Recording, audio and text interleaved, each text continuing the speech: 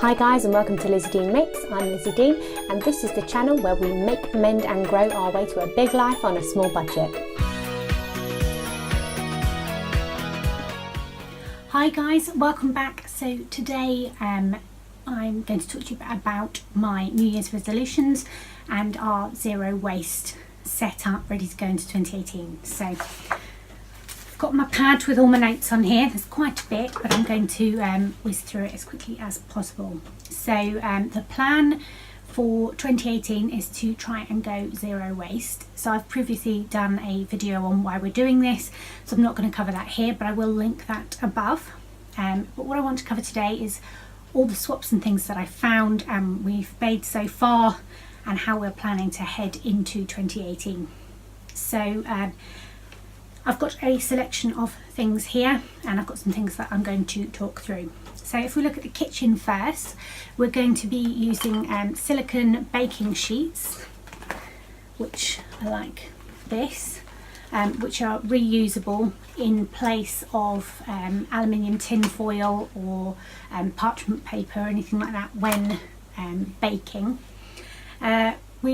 You can get that online, you can get it in most cook shops, but you can apparently buy it off the roll in Lakeland plastic, so I'm going to go check that out for some more of that. I've also made some wax wraps, which are reusable food wraps. So this was a sandwich wrap that we made. I made mine with beeswax, but if you wanted a vegan alternative you could use soy wax. They're really straightforward to make. I really recommend them. I think they're going to be really great. So we've only used them in the food wrapping lunchbox scenario so far. I'm going to be testing them out in the freezer, so I'll let you know how I get on with that. Next up, we are reusing old packaging for putting things in the kitchen. So we've got things like old glass jars, old glass bottles, things like that we are saving. And I've also got a couple of sort of kilner jar type things. So there's a big jar here that I've put all of our dried pasta in, and I've got a kilner jar, a kilner bottle option there, which we previously had that anyway, but I managed to find these relatively cheap at £5 for this big one. They are quite pricey, but I think they're going to be really useful for storing bulk bought goods in. We're also using old tins and things, so I've got a variety of tins here. We get our, I'm going to lift this up, we get boiled sweets in a tin, which is obviously a great way of purchasing sweets not in plastic. Oh, but it also means that we've got the tin, and I reuse these for storing stuff in as well. Next up is fresh fruit and veg. So we're buying this from the supermarket, and I made a whole load of little reusable drawstring produce bags, which I will link the video to. And so far that's been working great. You can often weigh the produce yourself and put the stickers with the barcodes on your items as you shop, just as you would if you were using their plastic bags, which works out really well. In other shops they just do it for you at the till, but with those obviously they don't really have much of a weight, so you don't have to worry about TARE, which is where they weigh the container first, then put the produce in, then weigh it to get the weight of produce. You don't have to worry about that with the bags because they just basically don't weigh anything. And I've been getting fresh fruit and veg and unwrapped loaves of bread in my reusable produce bags, and that's something that we're going to look to keep doing. We would quite like to be freezing the bread, so I'm going to look into these wax wraps and whether I can make a wax wrap bread bag for freezing unwrapped loaves in. I've got a homemade pasta machine, which you can't see, but it's just down here, and I am making some homemade vegan pasta later on today with my mum. I've made the dough up already. I've got 3 different colours on the go in the kitchen, and we're going to be shaping this up, so that could be another video. But we're going to be making our own homemade pasta, because I've only been able to find pasta in plastic wrap at the supermarkets. I have signed up with milkandmore.co.uk for a local milkman who's going to bring us milk in pint glass bottles, which they then take back and reuse. So we're going to switch all of our milk out to milk in glass bottles from the milkman, and we're also getting orange juice that way as well. We've switched from orange squash and things to these sorts of cordials that you can get, which you mix with water. We're going to try that for now and see how we get on with it. We've also switched from using spread to using real butter in a butter dish, and if you leave this on the side and obviously don't put it in the fridge, then the butter stays very spreadable and the butter will be fine and not go rancid for a couple of weeks, so it's basically fine to leave it out of the fridge. I've also found here a little tin of sweetener cubes, because I like sweetener in my coffee instead of sugar, but I have also seen stevia drops in a glass bottle with a sort of pipette lid that you can use as well, so I'm going to look into that because there aren't very many cubes in those tins. I've also signed up for the West Oxfordshire Co-op, which is a group of people that club together and bulk buy produce from a company called Infinity Foods, and they bulk buy lentils, pulses, grains, all sorts of things in bulk. And they are also looking to team up with SESI, which is SESI in Oxford. So the West Oxfordshire Co-op is in the west of Oxford and the SESI is in the east of Oxford, but SESI do bulk liquids, household liquids, so detergents and washing up liquid and all sorts of things like that. So those two are looking to join forces, and I have written to them to ask to become a member of the cooperative so that I can buy seeds and grains and pulses and things like that I use a lot of, but you can only really buy in plastic bags. The seeds and the lentils and things like that, particularly, and pearl barley and things, you can get a lot of beans in tins, so there's those in the meantime, but I would really like to be able to stock up my seeds because that's something that we eat a lot of. We have also had a go the other day at making our own homemade crisps, and I will link that video in the description box as well. And I've also picked up this Indian style 4-piece tiffin box. So these little clips pop off, and then you can take each of the sections out and have different dishes in your packed lunch.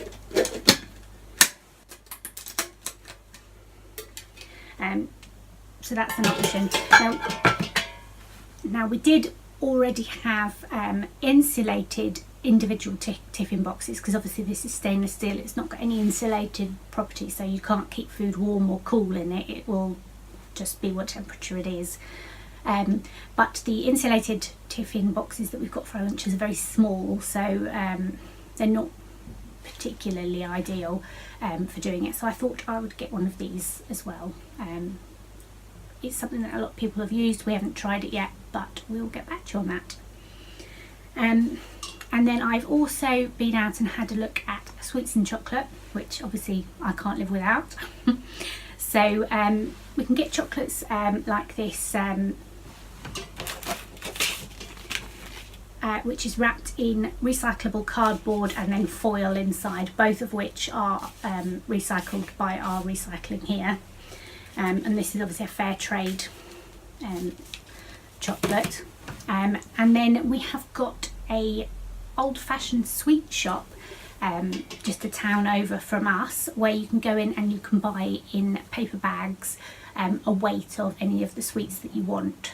So they weigh them out from their big jars into your paper bag, and you can go away with them. So we're going to be purchasing sweets from there, probably in bulk once a month or something, rather than going there all the time, but we're going to get our sweets from there.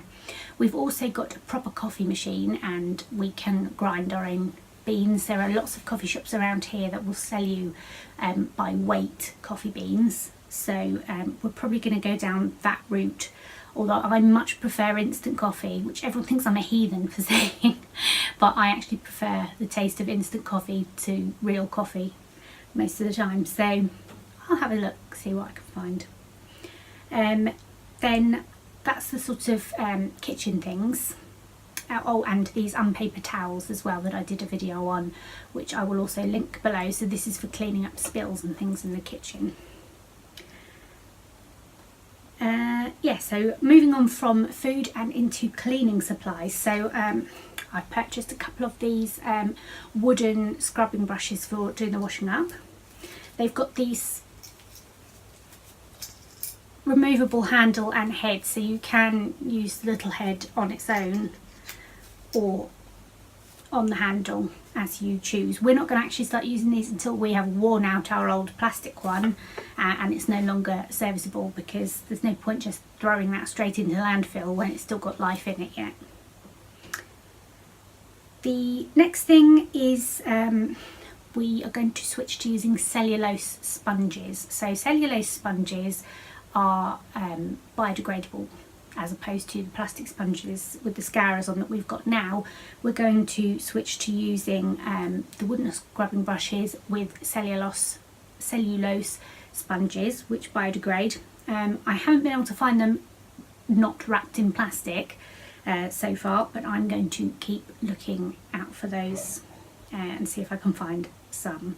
The other thing that I'm looking into is you can knit your own scouring pads, basically out of hemp fibre or hessian twine or coconut fibre or nettle fibre, and you can knit little scouring scrubber pads out of that, which you can either use, you know, in the kitchen as a scouring pad, or you can actually make exfoliating gloves and things out of them for use in the bathroom, or exfoliating mitts.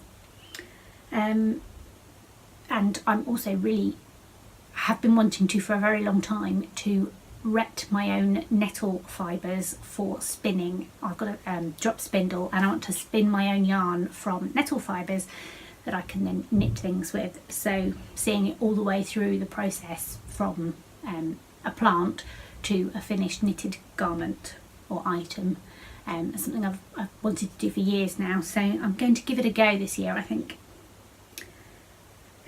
The other thing I looked into was soap nuts and ivy and conkers. So horse chestnuts, what we would know as conkers, if you take them out of their green prickly outer shells and cut up the brown little nut that's inside and boil that, you can get soap out of it, because it's basically from the same family as the soap nuts from India.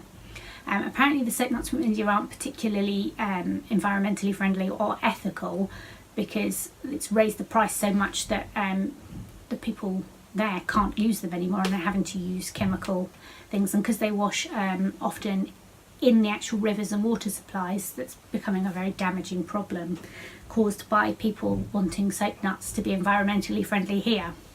So I'm not going to go down the soap nuts route, but I have looked into it and a lot of people do use it. The other thing people use is ivy, English ivy that grows in the garden.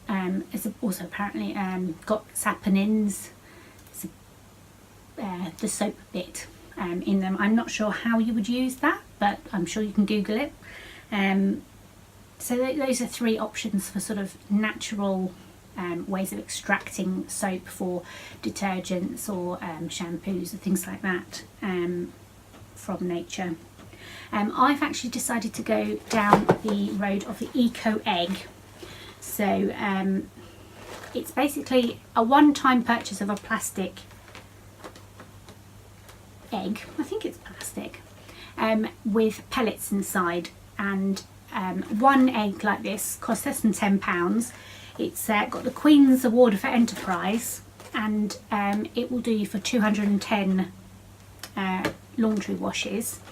And then at the end of those 210 laundry washes, you can purchase another pack with just the refill pellets in that you fill this little plastic egg up with, and it will do another 210 washes. And those refill packs are also under £10. So compared to £4 I think we pay for 40 washes. This is actually very economical. The packaging and the insert of this are biodegradable and are recyclable, and the egg itself you buy it once and you keep reusing it, so I'm quite happy with that as an option.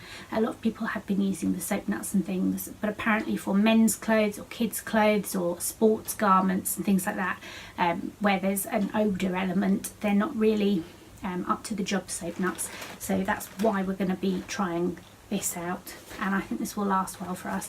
So you just put this in the drum and leave it in there, and you leave it in there for 210 washes. So I think I'm quite happy with that as an option. The next thing is powdered dishwasher powder. So at the moment we're using dishwasher tablets, which although the tablets come in a cardboard box, they're individually wrapped in plastic for each tablet. So we're going to be using loose dishwasher powder. So obviously the box of this is recyclable, and the laundry powder is just the dishwasher powder is just like what you would get from a tablet. There are ways of making your own dishwasher powder if you want to, but you basically need baking soda, which you then heat in the oven to turn into washing soda or washing soda crystals. But unfortunately you can't buy those in bulk in cardboard packaging in this country. In the States you can get both of those in cardboard boxes like this, and so you can make your own. But that option isn't particularly available here. You can buy some of the American Arm & Hammer baking soda in boxes like this online, I think, but then why not just buy this one? So we're going to go for this one, which was from Waitrose. I managed to find this, and it's £3 for the box, so it's not expensive. We've then also purchased some white vinegar, and you can use white vinegar and baking soda for most of the cleaning jobs around the house. I've got the Kim and Aggie cleaning Bible, which I got about a decade ago when I had my first flat, and all the recipes in there are vinegar and baking soda, and it will do most jobs. So this is a glass bottle with a plastic lid, but this is recyclable, so that's the route we have gone down for cleaning supplies. We're also going to be cleaning with obviously the cellulose sponges and the wooden scrubbing brush, but also with microfiber cloths, which we already have quite a number of. Although if you're buying these new, they do seem to also come wrapped in plastic, so I will try and find places that you can get them not wrapped in plastic and let you know. You can also cut up your own rags or use your unpaper towels in place of microfiber cloths for cleaning.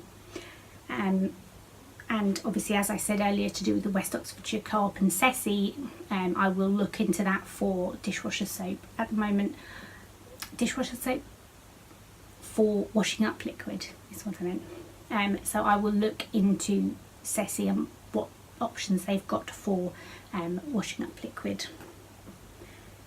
And then from there I want to go into personal hygiene. So I picked up this Ice Guard alum deodorant, which is a natural salt crystal basically deodorant from Holland & Barrett, and this was £4.99,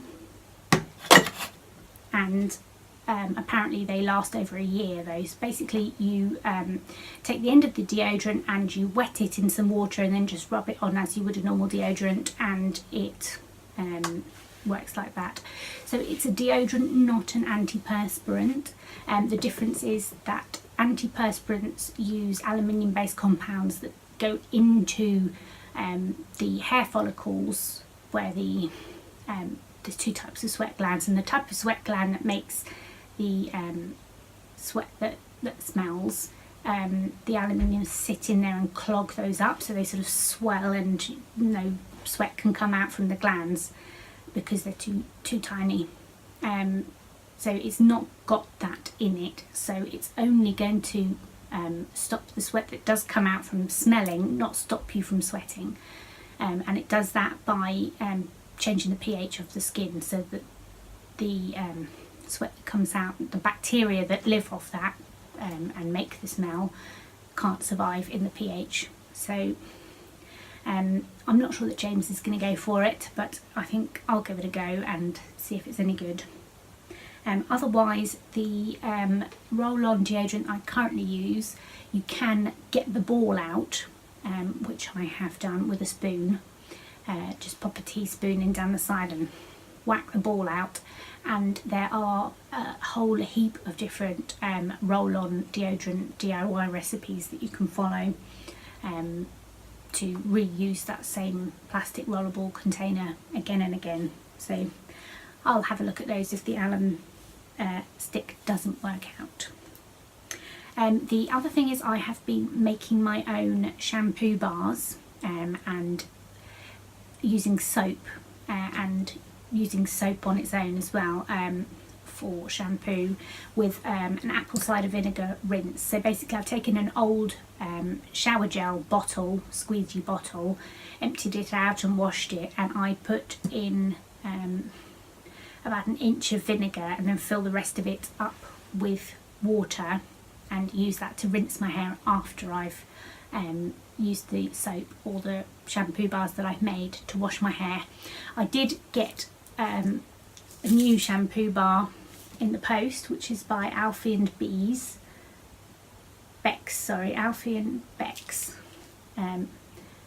So I'll put a link to this, but this did come wrapped in plastic, so that's not ideal. But it should last a lot longer than a bottle of shampoo in plastic. So I am going to use it, but I don't know that this is one that you'd want to buy. Apparently the Lush ones are really good, but they are twice the price of these, the Lush ones. So I'm not going to spend that money on them yet. I'll see how I feel later on. I have also switched us up from liquid soap. So we had liquid hand soap in the kitchen and in the bathroom upstairs by the sinks. And we're switching those out for solid bar soaps. So these are from Suma, S-U-M-A, and the cardboard that this comes in is completely recyclable.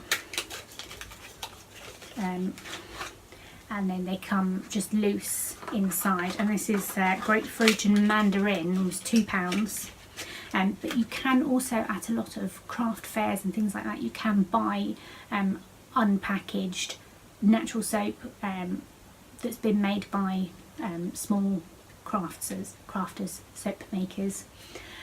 So we're going to try out hard soaps instead. So we've already made the switch from shower gels to hard soaps in the bathroom, but we're also going to do that when our liquid hand soap dispensers run out.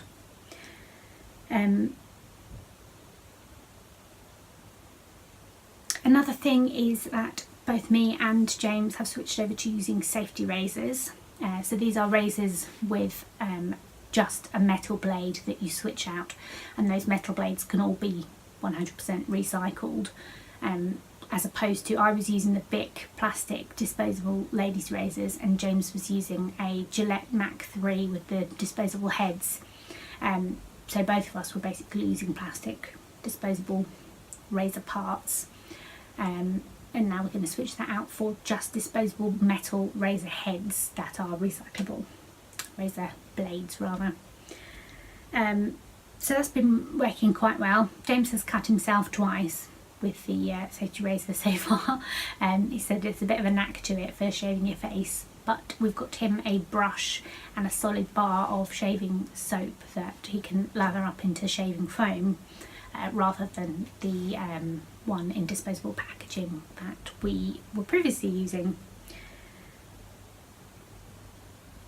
I've also sewn a whole load of cotton flannel reusable face pads for taking off makeup and cleanser, toner, all that sort of thing. So these I made out of an old pair of flannel pyjama bottoms, and I've made 80 and they just fit perfectly in this little tin, and I use them with my cleanser to take my makeup off and things.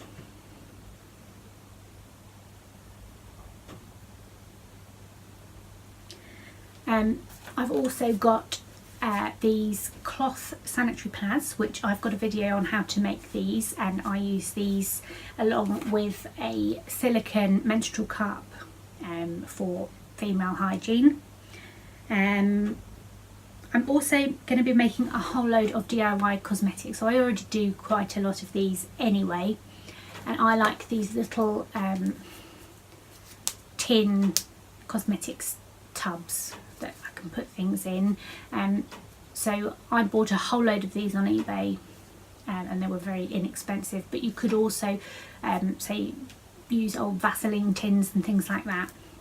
The other thing I'm going to be using is the Twizzle Up concealer stick, like a lipstick, but I've got an old concealer that's running out, and I'm going to be making a new one and pouring it into that, so that I can still use the actual applicator, as it were, of that for a new homemade concealer stick. So I've got quite a few supplies that I always have on hand. I always have beeswax, I always have essential oils, I always have coconut oil, and those tend to come up in a lot of these recipes, as well as bicarbonate of soda and other things that you have in the kitchen cupboard in the baking sort of section, so xanthan gum and agar vegetarian gelatin flakes and that sort of thing come up a lot in these recipes. So I mean, if you're going to have them anyway and they can be used for multiple purposes, then there's less containers, so there's less waste to worry about. But I wouldn't go and buy 14 different ingredients to make one thing that you would normally buy in a package, because all 14 of those things are going to come in packages too, so it's kind of pointless.